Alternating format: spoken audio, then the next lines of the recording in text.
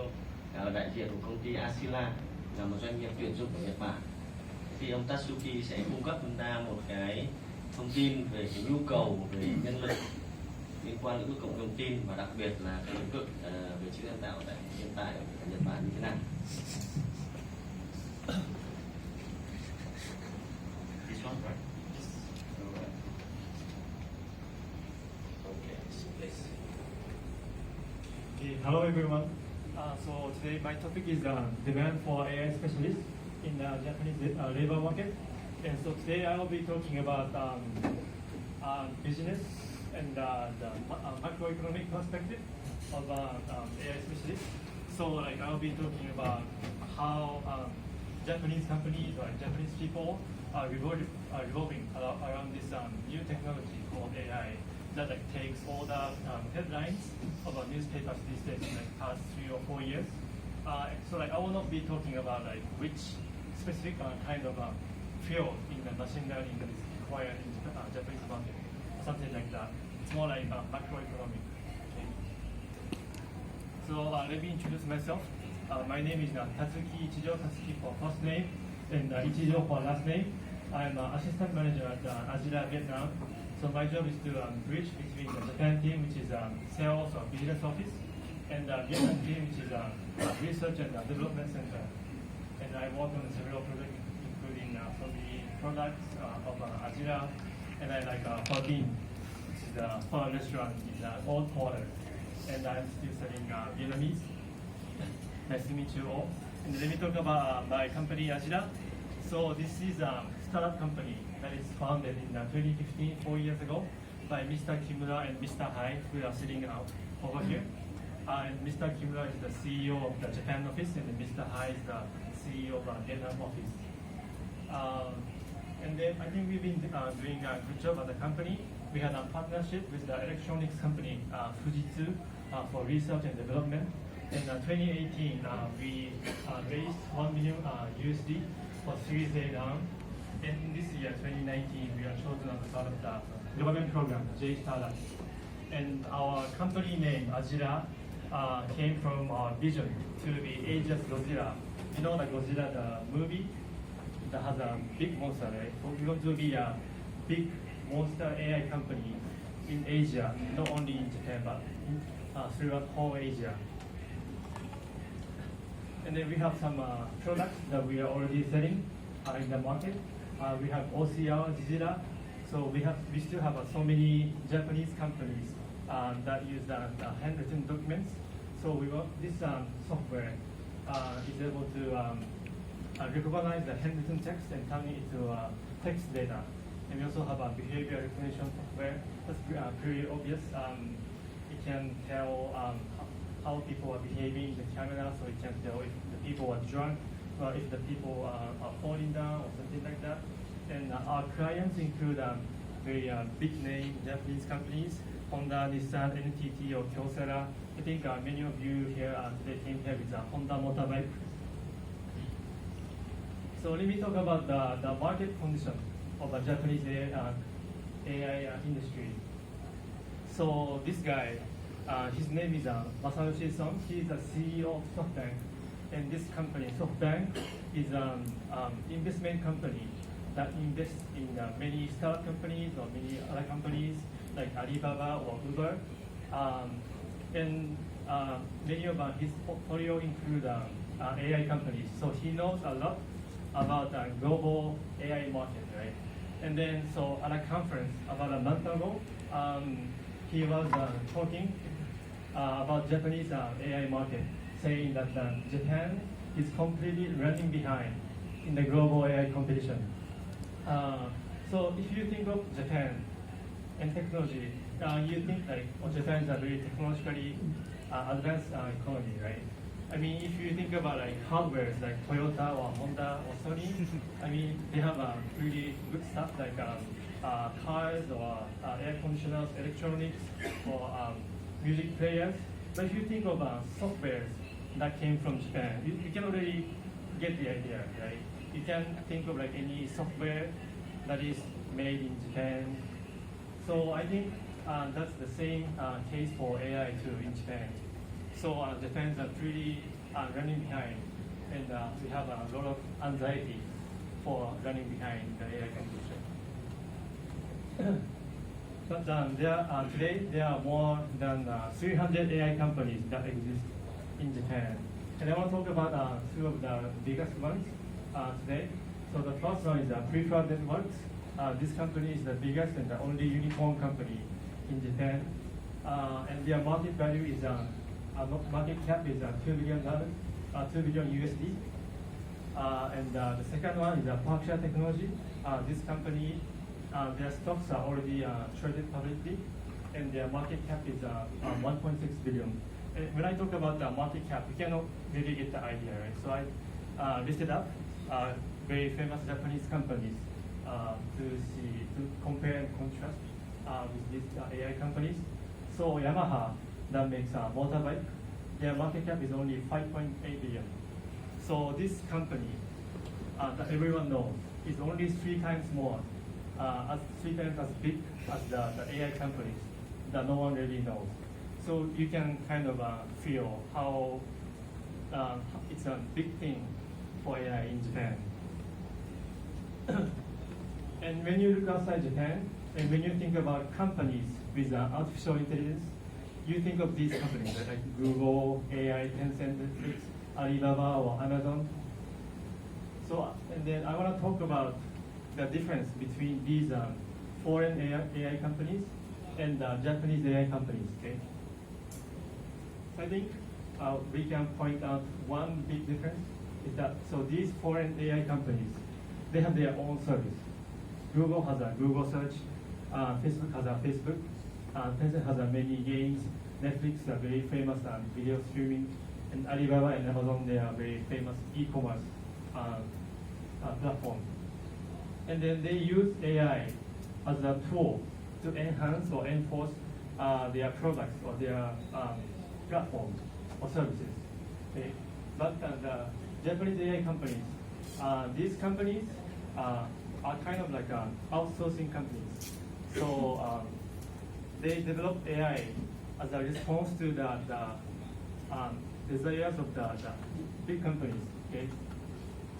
So AI is becoming like a service or product of their business, as opposed to the AI as a tool in the foreign AI companies.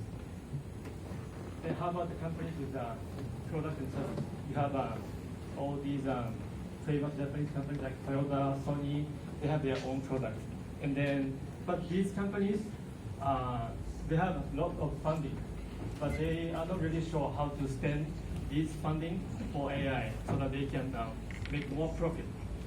So they are feeling left behind in this AI competition, as we talk about AI every day in the past like 3 or 4 years.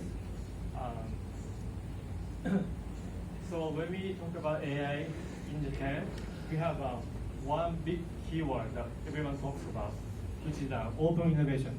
So what is open innovation? That's the question, right? I want to talk about this in comparison with the closed innovation.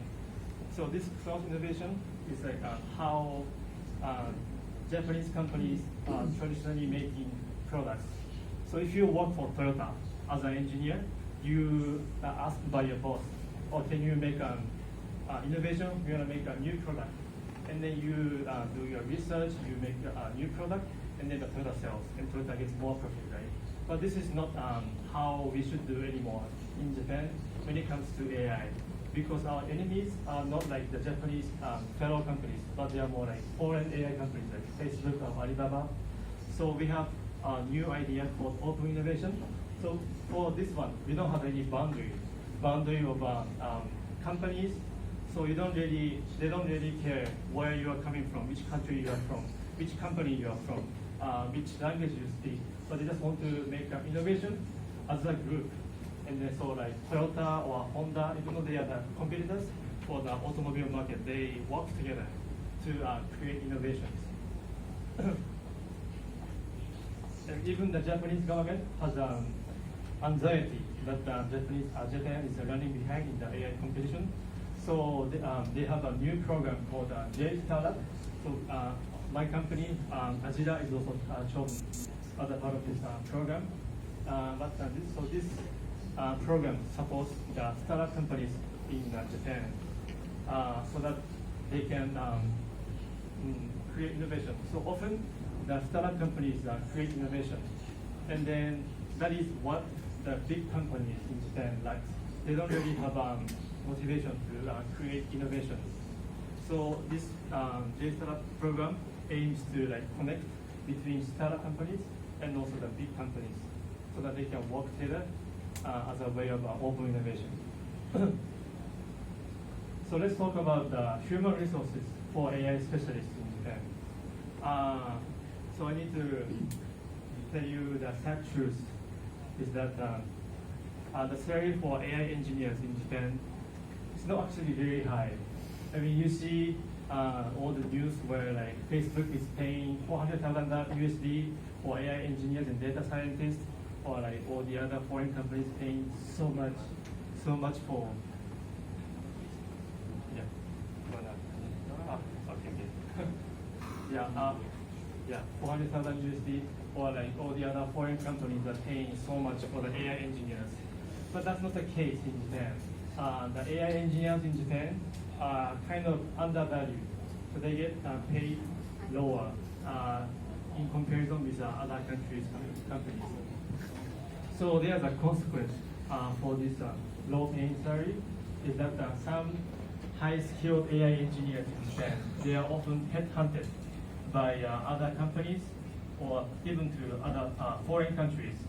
So these AI engineers are leaving the country for bigger pay. And there's another consequence to that is that now Japanese companies are rushing to increase the salary for AI engineers because they want to create more innovation within the country.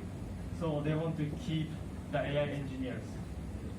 So there's a news article saying that Fujitsu is paying 40 million yen, which is 400,000 USD, which is how much in Vietnamese dong? I don't know. But it's a lot of money. And along with NTT Data or NEC, these companies are also software companies, and they want to enhance their business with AI. So they are paying so much. And also there's a report saying that in the future, by 2025 or 2030, there will be a shortage of AI engineers and data scientists in Japan.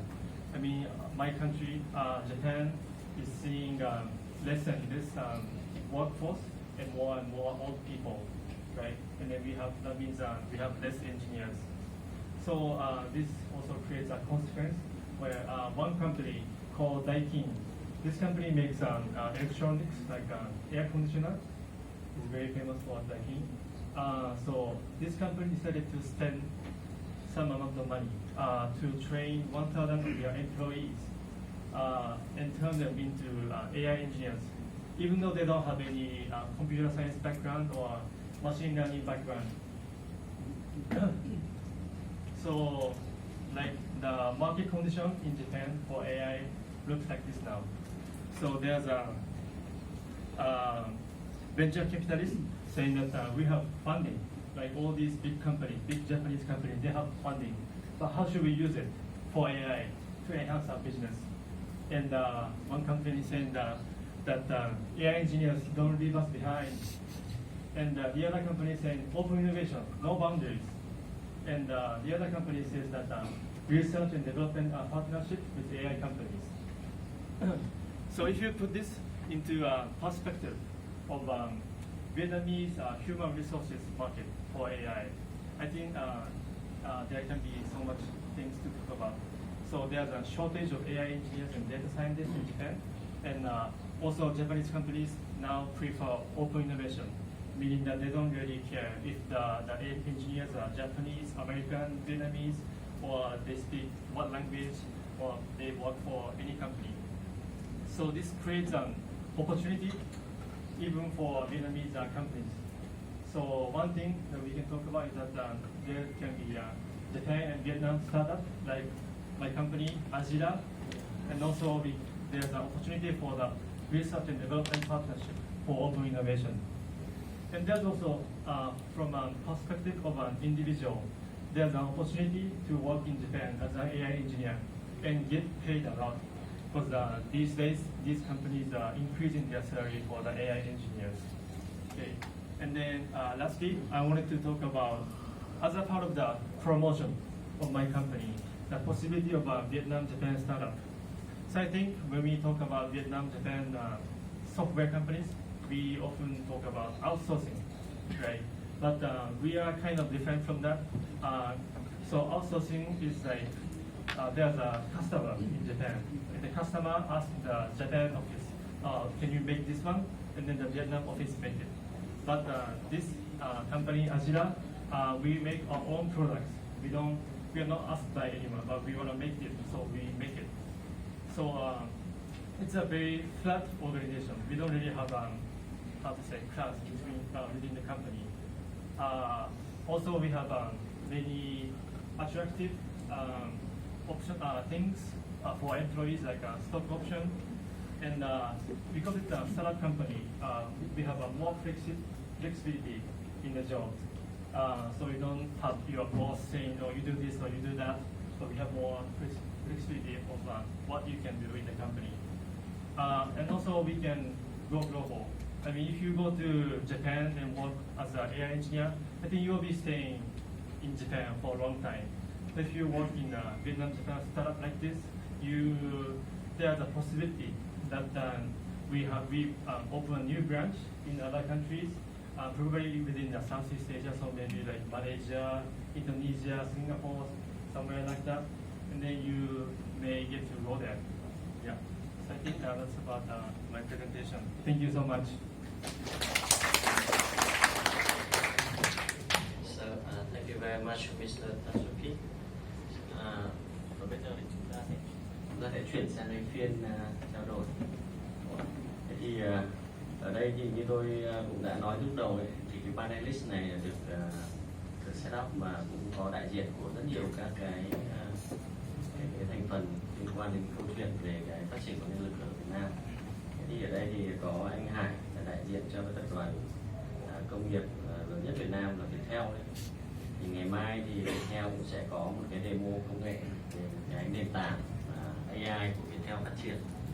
Thế thì câu hỏi đầu tiên mà tôi muốn dành cho anh Hải là đến thời điểm hiện tại sau khi đã có một giai đoạn là tập đoàn tập trung vào phát triển sản phẩm